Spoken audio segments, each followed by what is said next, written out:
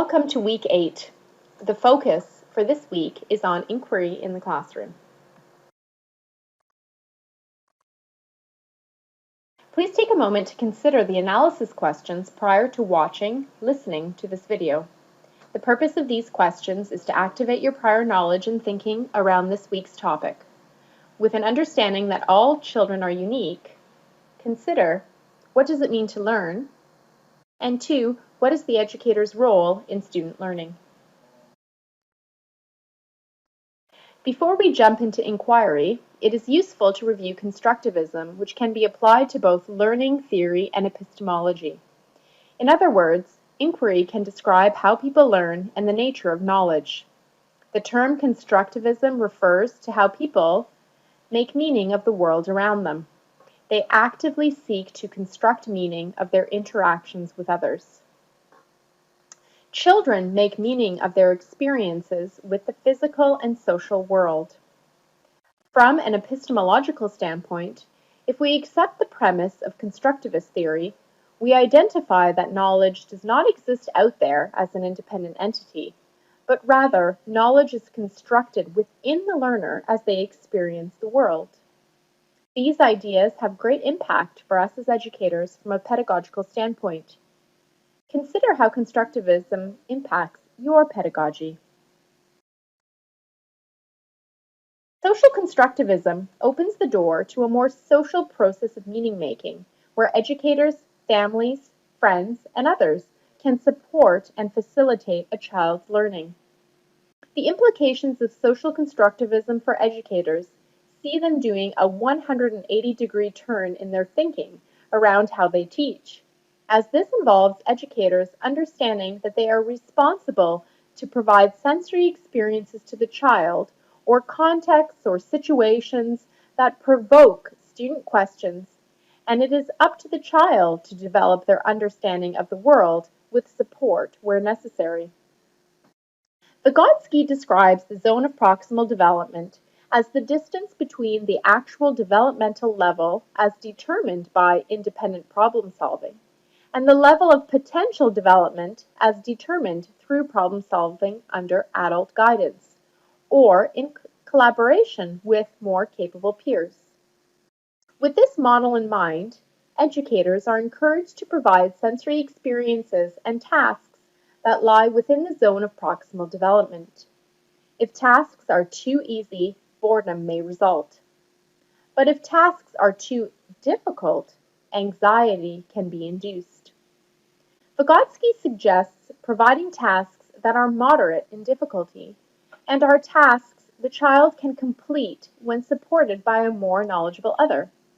Over time, the support of the more knowledgeable other may be removed, and students will be able to complete the task independently. For example, when teaching a child a specific decoding strategy in reading, attending to punctuation, for example, selecting a text at the child's reading level will allow the teacher to facilitate the child in recognizing to attend to punctuation. If the book selected was too difficult, the child would likely be focusing their cognitive energy on sounding out words rather than attending to punctuation as the teacher had hoped. Conversely, if the text is too easy, the variety of punctuation the teacher is hoping the child to attend to may be missing. Educators should consider the types of tasks they provide their students. Now that we have considered constructivism on a very surface level, I hope that the takeaway is that children are actively constructing meaning of the world around them. This means that children are not empty vessels waiting to be filled with information. Rather, as educators, it is our responsibility to provide rich sensory experiences to children so that they can construct meaning from the world around them. This brings us to inquiry, which is a pedagogical approach that has the potential to transform educational practice. It provides an opportunity to move from a transmissive approach where children are seen to be passive recipients of information, to constructive, where they are actively involved and engaged in their learning. As educators, Our goal is to help students make the leap from their wonderings, questions, and curiosities into knowledge. Inquiry is nicely summarized here. Inquiry is an approach to learning whereby students find and use a variety of sources of information and ideas to increase their understanding of a problem, topic, or issue of importance. It requires more than simply answering questions or getting a right answer. It espouses investigation, exploration, search, quest, research, pursuit, and study. It is enhanced by involvement with a community of learners, each learning from the other in social interaction. A summary of inquiry-based learning can be found at the link provided below. Please take a moment to ponder the following quote. If we are only teaching what we know, our children can only do as bad as we are doing. And this is the challenge we are facing. We have to go beyond it. This quote speaks to the need for student-led inquiry and why we need to embrace it now. Through inquiry-based learning, children are offered the opportunity to become thoughtful, motivated, innovative, and collaborative learners who are able to engage in their own inquiries to meet the demands of our ever-changing communities and, more broadly, the world. The Ministry of Education identifies 4 key phases in the inquiry approach to learning, which I will briefly describe with a focus on both teacher and student roles. The first is focus. Here, inquiries begin with student questions, ideas, and observations. This phase is the initial engagement phase where students share their thinking and questions and dialogue about how to learn more about their questions or topic. Students may reframe questions and make predictions. Educators in this phase listen, observe, and talk to students, thoughtfully model wondering, ask questions, and make predictions. Educators introduce tasks that build on student prior knowledge and encourage them to think more deeply about the topic at hand. Next, the explore phase provides opportunities for students to investigate. Students in this phase gather information, connect present thinking to prior knowledge. They discuss their observations, which may lead to more questions, and they record information, keeping work samples.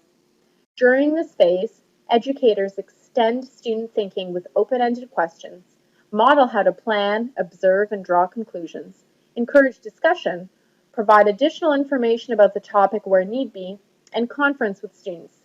Educators support students as they explore and investigate their questions.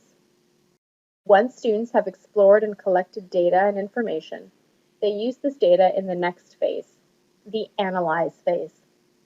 Students use their data to draw conclusions, describe patterns and characteristics, sort, classify, compare, and interpret information, talk about their concept formation, and potentially create new questions and hypotheses.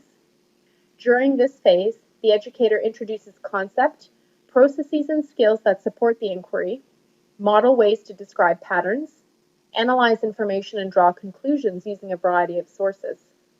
They provide opportunities for students to share their thinking and pose questions to encourage students to extend and elaborate upon their thinking. The final phase has students sharing their learning.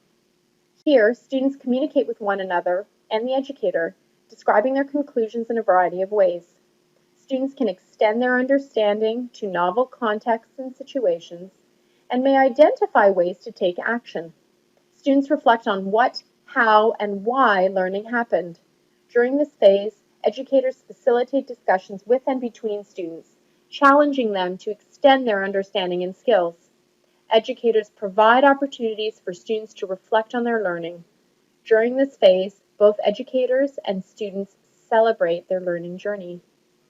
You will notice at the center of this model is reflection and feedback, which consistently occurs throughout the inquiry process.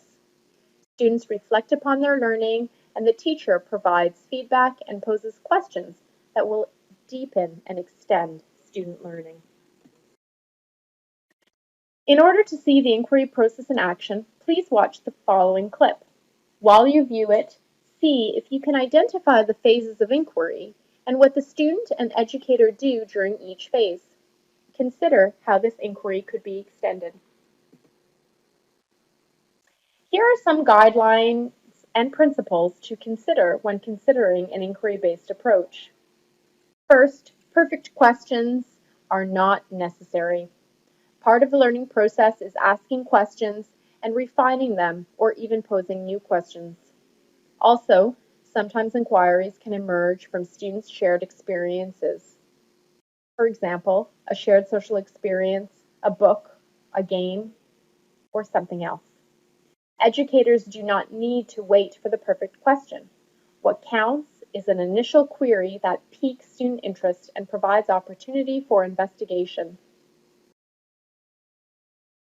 Inquiry works in a classroom where ideas are respected and central to the inquiry. Students must feel welcomed and encouraged to share their ideas and constructively challenge and provide feedback to their peers. With a classroom culture that views ideas with the potential to change and build, children work diligently to strive to improve the quality, use, and coherence of ideas. Regardless of the children's individual inquiries, time must be dedicated to offer all students the opportunity to share and discuss the big ideas of the inquiries at hand. Children benefit from hearing their peers' perspective, which may provide insight into their own inquiry. Vygotsky describes the importance of social experience in learning, and by encouraging dialogue and discussion, the educator facilitates opportunities for children to learn from and with one another. The next point highlights the fact that educators have the opportunity to introduce topics that may not emerge spontaneously, or they may help the child to notice things that may have been missed. Children are capable of sophisticated levels of thinking, and the educator may challenge students to consider both concrete and abstract topics. A challenge that educators face is deciding when to intervene on a student's process through inquiry. The takeaway here is not to succumb to traditional teaching methods of telling students the answer. When students are stuck, it is important to support them, having them reflect on where and how they can revisit their inquiry. At times, teachers will need to model and provide teacher-directed experiences. For example, if students wanted to study pond water, it would be useful for an educator to provide an overview of how a digital microscope works so that students could use this tool effectively in their inquiry. In order to ensure that inquiries are focused and on track, educators will need to be prepared to teach on a need-to-know basis. These are just some principles to keep in mind when utilizing an inquiry-based model in your classroom. Here are your synthesis questions for this clip. Please be prepared to discuss them during tutorial. What is understood by teach and learn? And how can educators facilitate student learning in the classroom? We will also be discussing your PBLs for Scenario B during this week's tutorial.